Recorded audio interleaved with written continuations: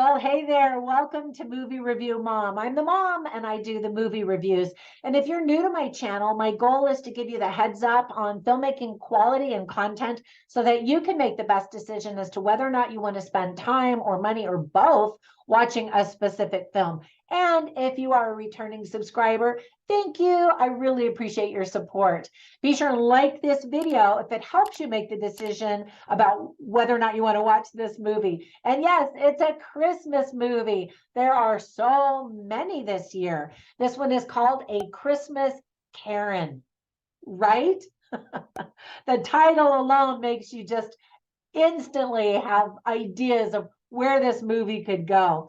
But I'm getting ahead of myself. The comedy is now available to stream online. It's rated PG-13 and is an hour and 38 minutes. And my movie review mom grade is a B minus. But let me explain why. I'm going to give you an overview in a nutshell, and then I'll point out things I liked and didn't like, as well as offer tips for parents, themes worth talking about, interesting lines, funny lines, and recommendations for other films that are sort of similar that I think you might also like if you like this one. Ready? In a nutshell, as soon as I heard this title, I was intrigued and wanted to watch it. Karen is an entitled middle-aged white woman whose demanding nature has alienated her neighbors and family, right? I mean, we now call people like that Karen. And I feel so bad for people whose real name is actually Karen, especially if they're really nice people. But after a series of instances displaying her privilege and prejudice, Karen receives an intervention by some unconventional spirits. Yes, this is a spin-off adaptation of A Christmas Carol by Charles Dickens. And there are quite a few movies like that coming out this season. It's like all directors got together and said, let's do another adaptation of that famous story. All right, so here's a list of things that I liked about the movie. First of all, I had never seen Michelle Sims in anything before. I thought she did a really great job painting the Karen that we've all come across throughout the years. Each of the ghosts were unique and entertaining. And there's a scene with segways that always captures my attention because I love segways, and it always makes me laugh every time someone rides one in a movie. And if you've never ridden one before, book a tour. They're hilarious and awesome. I thought some of the special effects were entertaining. It's cheesy and low budget, but that's partly why I laughed, I think. The humorous dialogue made me laugh on the inside as well as on the outside. Some lines were just stupid funny, and then some visual gags I thought were stupid funny and made me laugh. This is maybe a movie that if you're just in a really goofy, zany mood, it's going to hit you in the right spot. However, there were some things that I didn't like or thought could have just been done better. For example, it is definitely a low budget movie. I imagined or kept imagining while I was watching this how much better it could have been with maybe a bigger budget and an A-list starlet playing the role of Karen. So comment down below. Let me know which star you think would have been better in this role. Now, it would have required a bigger budget to pull in the big A-lister names. But anyway, just kind of fun to imagine and think about. Not to say that she didn't do a great job, because she did. There are some bad acting moments in the movie, though. You probably won't recognize most of the actors in the movie. I'm always happy to see new actors and actresses get a gig like this, so that's great.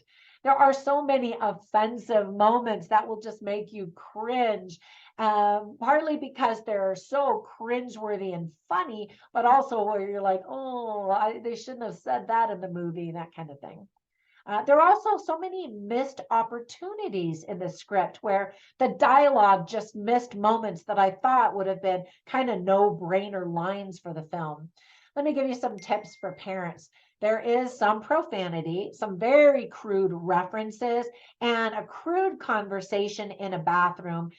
Crude humor to me is just lazy humor and lazy writing. I think that they could have just done so many more clever things, but they kind of dredged the bottom of the barrel. in my opinion. There's lots of alcohol consumed, racist comments, and then the ghost of Christmas past is a black transvestite. Now, I mention that because it made me instantly think of the most recent Amazon movie about Cinderella, where the fairy godmother was a black transvestite. Some people loved it and thought it was so forward thinking and fun and different, which it was.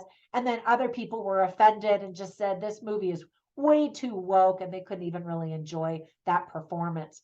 So let me give you some themes that I thought the movie illustrated well. First of all, self-reflection, kindness, sacrifice, dysfunctional families, and entitlement. So I always write down funny lines and interesting lines while I watch movies, just simply so I can share them with you, so you kind of get a taste for the dialogue.